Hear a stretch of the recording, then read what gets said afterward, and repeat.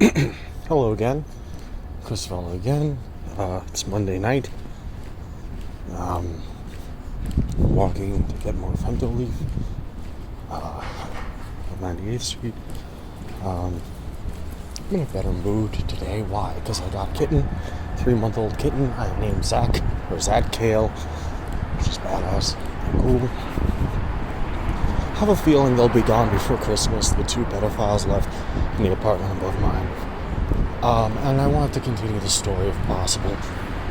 We're getting kind of to the main event, and kind of like not there yet. So at this point, I'd gone back to Malta. Me and Stacy, we had this plan. We were gonna get married, right? So I come back to New York, and I'm like, okay, well, I like having goals. I like having ambitions.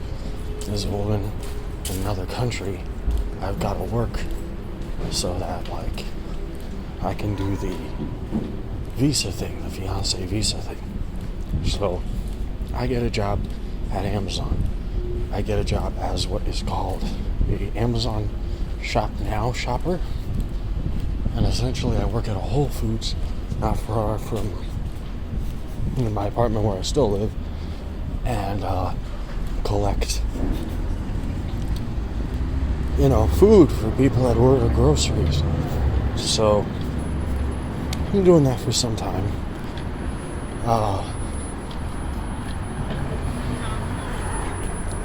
And things are going relatively normally, I suppose. It's not a hard job. So what happens? So at one point or another, Stacy gets into an argument with her father. Her father said something where basically he was implying that me and Stacy's relationship didn't matter to her, and she was like, you don't have your heart set on Chris, you have your heart set on American. And she told me he said that, and I didn't know why he might say that,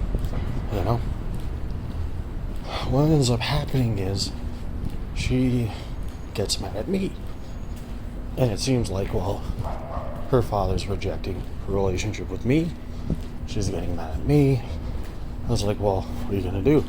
Marry your parents? That's weird, But anyway, so she decides, fuck it, it's over. All of a sudden, she's going back home. But for some reason, her parents don't accept her. They're still arguing with her. They're still mad at her about something. I don't know. And they lock the door on her while she's like walking from the backyard to the front door, essentially. While she still has no shoes on or socks on. While she has no keys, she has no phone. And they call the Maltese equivalent, because this is all happening in Gozo, of course, because that's where Stacy lived, of 911. And tell them that she's broken down and she's psychologically infirm. And so I hear that essentially, because her parents were in an argument with her, they have called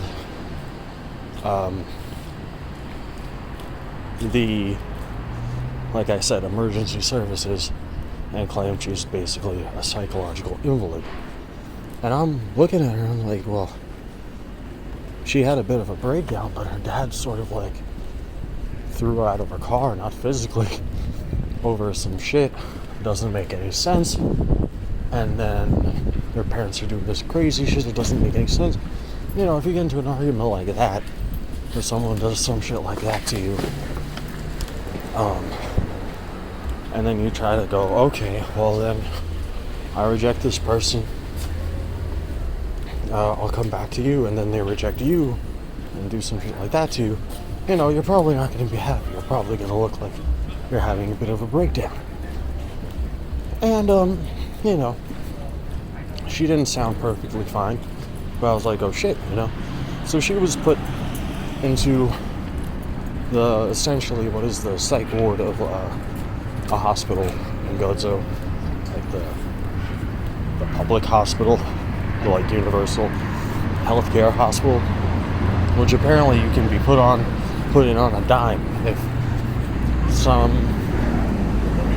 character claims you're psychologically infirm. So, we're still fighting, but I felt like she kind of flew off the handle and went crazy. What happened to her, I should say what happened to her, because what she was trying to do didn't work, and the people she was trying to have faith in were not as faithful as she was, even, and were punishing her, seemingly. So she kept talking to me, apparently. I was just like, well, I know you're not like a complete invalid. You've worked since the age of 14. I know, dude. If they're going to kick you out of the house, there's no reason for you to be in an asylum. So I go there to take responsibility for her. Does that make sense? So I go there. I go to Gozo, to my home country in Malta. Go to Gozo so that I can basically tell them, look, I'll take responsibility. Let her go. My mom is freaking out about this. My mom, before I leave to Gozo, and this Stacy's mom is my sister's, my mom's sister's friends. My mom's sister's best friend. So she figured something out or other, knew something from somewhere else, I don't know. Or didn't know anything, I don't know. Because she was talking shit that didn't make any sense. She was saying, oh, the second you get out of the airport in Gozo, you're going to get arrested. I was like, for what? And she'd said some shit like that before. I'm not sure I mentioned it, but at one point I was going to a photography event, and I was wearing a skeleton shirt around Halloween, and she was like, oh, if you wear that outside, you'll get arrested. So I didn't quite understand. And I ended up going to Gozo and helping her out of the hospital, and we ended up living together for about 4 months.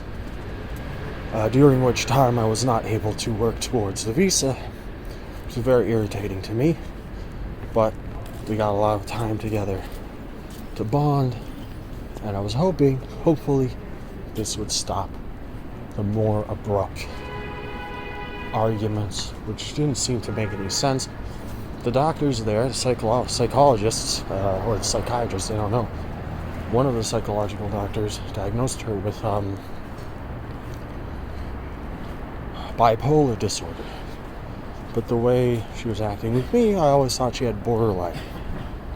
Because, if you look it up, bipolar is more of a, just sort of like energetic polarity of sometimes you're really excited and sometimes you're really depressed. Whereas, borderline is more of a, at some point, they basically force you into a position where you have no choice but to abandon them. Because they're afraid of abandonment. And if you don't abandon them, you're basically volunteering for endless torment because you're rewarding it. And if you do abandon them, they're going to say, oh, they were going to abandon me all along. So I figured, well, I'm not actually physically over there. I'm in New York. I'm not in Gozo. I'm not in Malta. So, and to be honest with you, I think it's something like 30% of people, or maybe even 70%, a lot of people have some borderline. So it's like, okay, long distance relationship sucks anyway. I've never even contemplated it before this. So maybe this will solve the problem. This person did say she was dedicated enough to want to marry me at some point. And when I was back there, and now I realize what a huge red flag this was. Once again, it was never a conversation of, oh, and now we're back together. It was sooner or later, the conversations kind of accepted we were back together. And I'll continue with the story about my time and go to Malta next week. Thank you again. I'm gonna go get my frontal leaf. See you soon.